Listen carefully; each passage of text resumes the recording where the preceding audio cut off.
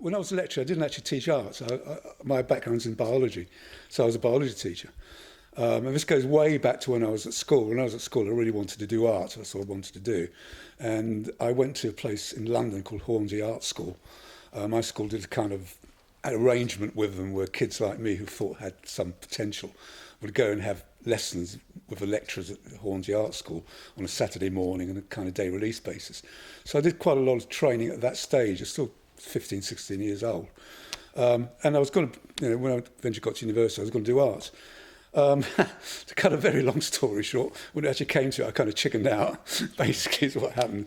Sort of doubts: am I good enough? You're going to make a living out of it. So instead of doing art, I did the other thing I was really interested in, which is natural history. So I did a degree in zoology at Newcastle.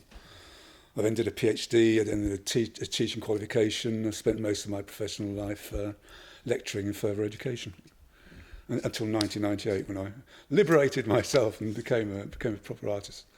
I started out painting from photographs. So my work was very photographic and very ordered, and it used to sell a lot. And I got really bored with it, actually. And it's ended up, as you can see, quite abstract now.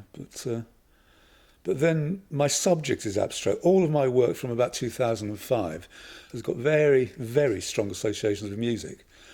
All of them have got a base in a specific piece of music. And I see a great connection between music and the visual arts.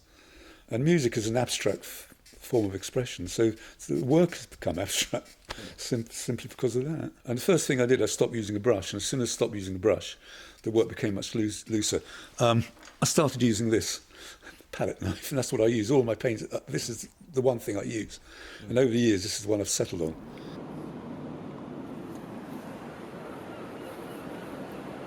I knew very little about Redcar. I vaguely knew there was this gallery there.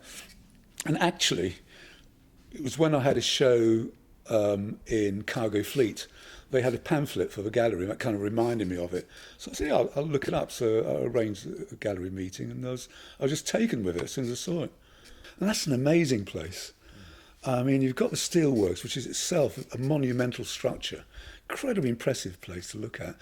You've got a wildlife sanctuary there, close to it, and you've got the coast. I've never seen such a collection of different habitats, environments, so close to each other. It's an incredible place.